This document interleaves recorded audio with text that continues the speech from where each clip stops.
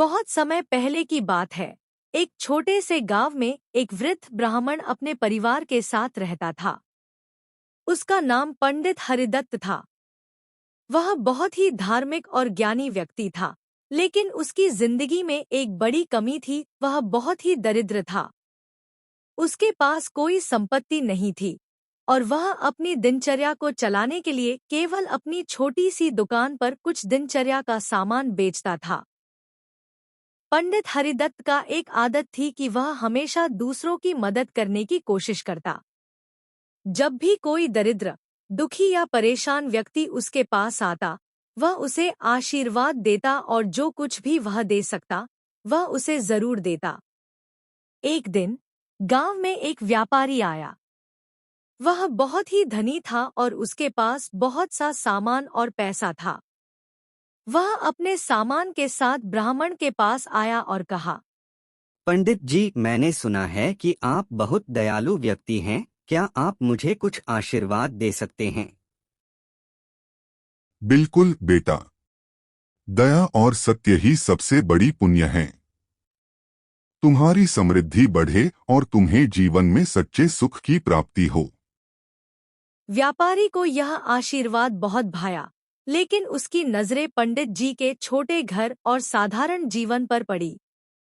व्यापारी ने सोचा, यह व्यक्ति इतना गरीब है, फिर भी दूसरों की मदद करता है। अगर इसको थोड़ी सी धनराशि दी जाए तो यह जीवन में अच्छा अनुभव करेगा। वह व्यापारी ब्राह्मण के पास से चला गया और कुछ दिन बाद फिर वापस लौटा।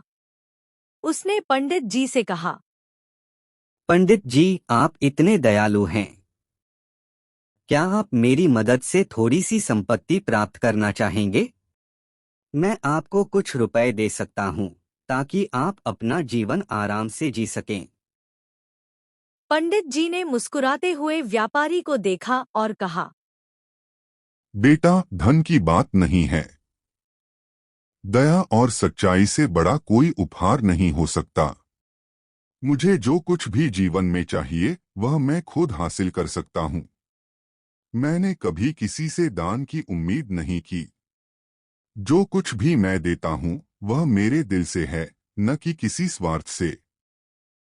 व्यापारी को पंडित जी की बात समझ में नहीं आई और उसने अपनी बात जारी रखी।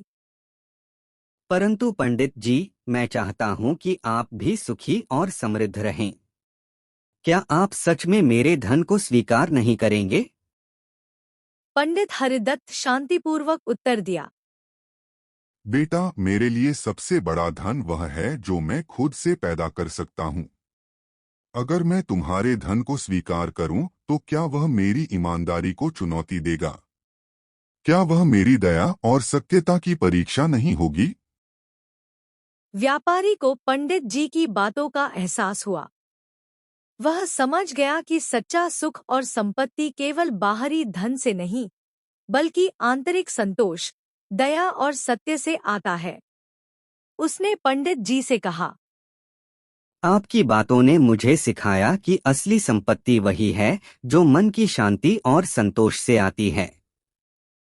मैं आपकी बातों को जीवन में अपनाऊंगा। यह कहकर व्यापारी पंडित जी से विदा लेकर वापस चला गया। उस दिन के बाद वह व्यापारी भी अपने जीवन में दया, सत्य और आत्मनिर्भरता का पालन करने लगा।